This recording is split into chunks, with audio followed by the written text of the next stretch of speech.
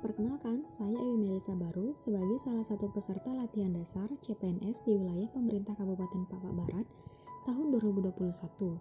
Saya golongan 3, angkatan 46, kelompok 1, nomor absensi 4. Unit kerja saya di SMPN 4 STTU Julu sebagai guru IPA.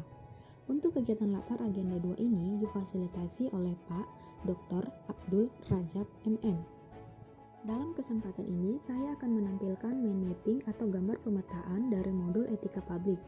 Etika publik merupakan refleksi tentang standar atau norma yang baik atau buruk, benar atau salahnya perilaku, tindakan, dan keputusan, terkhusus untuk mengarahkan kebijakan publik dalam rangka menjalankan tanggung jawab pelayanan publik.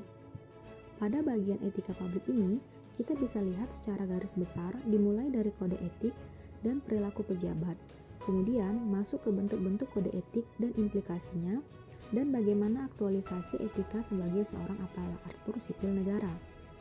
Untuk kode etik dan perilaku pejabat ini bisa kita lihat apa saja yang termuat di bagian berikut. Ada kode etik ASN, nilai dasar ASN, dimensi etika publik dan kompetensi dan perilaku pejabat publik.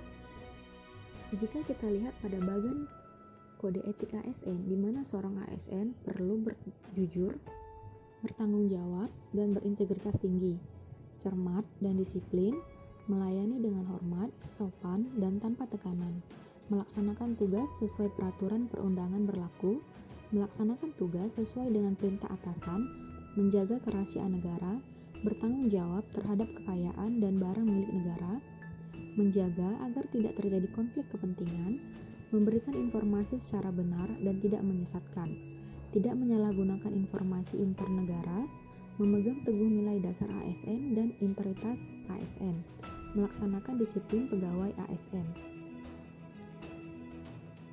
Selanjutnya, seorang ASN harus memiliki nilai-nilai dasar sebagai ASN. Yang pertama, memegang teguh nilai-nilai ideologi Pancasila, setia dan mempertahankan UUD 1945, profesional dalam bekerja, membuat keputusan berdasarkan prinsip keahlian, menciptakan lingkungan kerja non-diskriminatif, menjunjung tinggi standar etika luhur, bertanggung jawab kepada publik, mampu melaksanakan kebijakan dan program pemerintah, melayani publik secara jujur, tanggap, cepat, tepat, akurat, berdaya guna, berhasil guna, dan santun.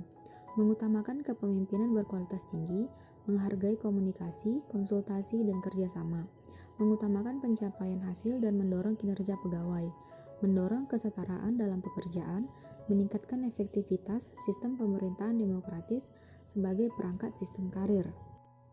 Nah, selanjutnya perilaku pejabat publik haruslah sebagai penguasa menjadi pelayan, yaitu yang melayani masyarakat. Kemudian wewenang menjadi peranan, tidak menjadi perbuatan yang sewenang-wenangnya. Kemudian jabatan publik itu merupakan suatu amanah, sehingga kita harus berbuat sesuai dengan apa yang ketentuan yang berlaku. Dimensi etika publik yaitu terbagi atas dimensi kualitas pelayanan publik, dimensi modalitas, dan dimensi tindakan integritas publik. Etika publik seorang ASN harus juga memiliki aktualisasi, yaitu yang pertama, pemberian hadiah atau cenderamata, kebocoran UN, perbuatan tercela, pelantikan wali kota di penjara, whistleblower atau membocorkan informasi, Baharudin Lopa, penegak hukum yang jujur, konflik kepentingan dalam pengadaan. Kemudian, absen dengan sidik jari, pelanggaran hukum, pengunduran diri pejabat, penerimaan tenaga honorer, terpidana korupsi menjabat kembali, pemanfaatan sumber daya publik.